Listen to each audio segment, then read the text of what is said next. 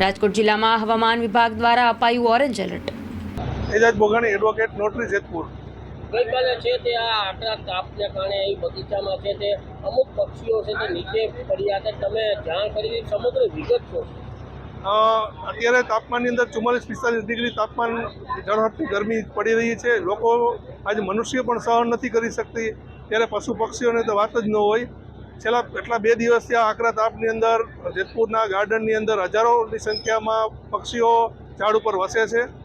આ આકરા તાપની અંદર પક્ષીઓ ટપોટપ મરીને પડી રહ્યા હતા, જે અંગે અમે નગરપાલિકાના ચીફ ઓફિસર શ્રી ગઢવી સાહેબને જાણ કરેલી અને જે ફાયર આગ બુઝાવવા માટે દોડી આવે એમ ચીફ ઓફિસર સાહેબની સૂચનાથી તાત્કાલિક પાણીની વ્યવસ્થા, ફાયર બ્રિગેડની વ્યવસ્થા કરી તમામ ઝાડવાની અંદર પાણીનો છંટકાવ કરી આ પક્ષીઓને રાહત દેવામાં આવી હતી અને શહેરના અન્ય પણ જગ્યાએ પશુઓને પણ આ અંગે ચીફ ઓફિસર સાહેબની સૂચનાથી રાહત દેવામાં આવી હતી અને પક્ષીઓને આજ રાહત મળી છે.